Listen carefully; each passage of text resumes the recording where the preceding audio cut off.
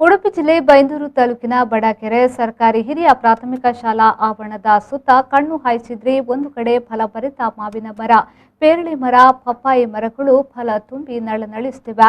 ಅತ್ತಿತ್ತ ನೋಡಿದ್ರೆ ತೆಂಗು, ನೆಲ್ಲಿ ಮರ, ನುಗ್ಗಿ ಮರ, ಗೇರು ಮರಗಳು ಫಲ ಹೊತ್ತು ನಿಂತಿರುವುದನ್ನು ನೋಡಬಹುದು.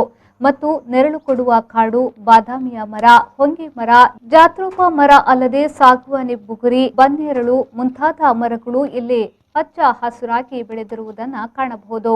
ಇನ್ನು ಕೆಲವು ಔಷಧಿ ಸಸ್ಯಗಳನ್ನ ಶಾಲಾ ಕೈತೋಟದಲ್ಲಿ ತುಳಸಿ, ದಾಸವಾಳ, ನಿತ್ಯ ಪುಷ್ಪ, ಅಮೃತಬಳ್ಳಿ ಮುಂತಾದ ಗಿಡಗಳನ್ನ ಬೆಳೆಸಿರುವುದನ್ನು ಕಾಣಬಹುದು. 2017-18ನೇ ಸಾಲಿನಲ್ಲಿ ಜಿಲ್ಲಾಡಳಿತ ಹಾಗೂ ಪರಿಸರ ಇಲಾಖೆ ಏರ್ಪಡಿಸಿದ್ದ ಪರಿಸರ ಮಿತ್ರ ಶಾಲಾ ಕಾರ್ಯಕ್ರಮದಲ್ಲಿ ಜಿಲ್ಲಾ ಹಸಿರು ಶಾಲೆ ಪ್ರಶಸ್ತಿ ಹಾಗೂ 2018-19ನೇ ಸಾಲಿನಲ್ಲಿ ಜಿಲ್ಲಾ ಹಳದಿ ಶಾಲೆ ಪ್ರಶಸ್ತಿ ಗಳಿಸಿದ ಹೆಮ್ಮೆ ಈ ಬಡಕೆರೆ ಶಾಲೆಗಿದೆ.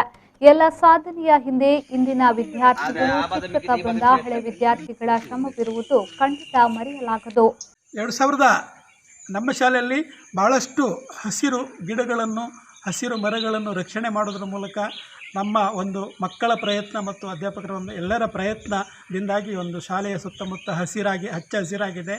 ಇದನ್ನು ಮನಗಂಡಂತಹ ಜಿಲ್ಲಾಡಳಿತ ಮತ್ತು ಪರಿಸರ ಇಲಾಖೆ ಏರ್ಪಡಿಸುವ ಸ್ಪರ್ಧೆಯಲ್ಲಿ ಹಸಿರು ಶಾಲೆ ಪ್ರಶಸ್ತಿ ನಮ್ಮ ಶಾಲೆಗೆ ಬಂದಿದೆ.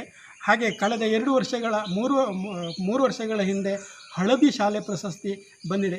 ಹೀಗೆ ಶಾಲೆಯ 2 ಪ್ರಶಸ್ತಿಯನ್ನು ಈ ಮಕ್ಕಳ ಏನು ಪರಿಸರ ಕಾಳಜಿ ಮತ್ತು ಇಂತಹ ಚಟುವಟಿಕೆಗಳನ್ನು ಆಧರಿಸಿ 2 ಪ್ರಶಸ್ತಿಗಳನ್ನು ಪಡೆದುಕೊಂಡದ್ದು ಅದು ನಮ್ಮೆಲ್ಲರ ಒಂದು ಖುಷಿಗೆ ಕಾರಣವಾಗಿದೆ. ಇದಕ್ಕೆ ಎಲ್ಲರೂ ಸಹಕಾರ ಕೊಡ್ತಾ ಇದ್ದಾರೆ. ಮುಂದೆಯೂ ಸಹ ಈ ಶಾಲೆ ಒಂದು ಉತ್ತಮ ಶಾಲೆ ಆಗಬೇಕು, ಒಂದು ಹಸಿರು ಶಾಲೆಯಾಗಿಯೇ ಮುಂದುವರಿಬೇಕು ಎನ್ನುವುದು ನನ್ನ ಒಂದು ಕಲ್ಪನೆ. ಹಾಗಾಗಿ ಎಲ್ಲರ ಸಹಕಾರವನ್ನು ನಾನು ಈ ಸಂದರ್ಭ ಬಯಸ್ತಾ ಇದ್ದೇನೆ. ಎಸ್ಟಿಎಂಸಿ ಪೋಷಕರು ಹಾಗೂ ಸ್ಥಳೀಯ ಪಂಚಾಯತ್ ಸದಸ್ಯರ ಬೆಂಬಲವು, ಪ್ರೋತ್ಸಾಹವು ಈ ಶಾಲೆಗಿದೆ. ಒಟ್ಟಿನಲ್ಲಿ ವಿದ್ಯಾಭ್ಯಾಸ ಮಾತ್ರವಲ್ಲದೆ ಪರಿಸರ ಉಳಿಸಿ ಬೆಳೆಸುವ ಪಾಠವು ಇಲ್ಲಿ ನಿತ್ಯ ನಡೆಯುತ್ತಿದೆ ಎಂಬುದಕ್ಕೆ ಈ ಶಾಲಾ ಆವರಣದ ಸುತ್ತ ಕಾಣುವ ಮರಗಳೇ ಸಾಕ್ಷಿಯಾಗಿದೆ. ಸುತ್ತಮುತ್ತಲೂ ಇರುವ ಗಿಡಗಳ ಮೇಲೆ ಕುಳಿತ ಹಕ್ಕಿಗಳ ಚಿಲಿಪಿಲಿ ಗುಟ್ಟುವ ಕಲರವ ಕೇಳಲು ಇಂಪು ಹಾಗೂ ಮನಸ್ಸಿಗೆ ಮುದ ನೀಡುತ್ತದೆ. ರವಿರಾಜ್, ವಿ4 ನ್ಯೂಸ್, ಕುಂದಾಪುರ.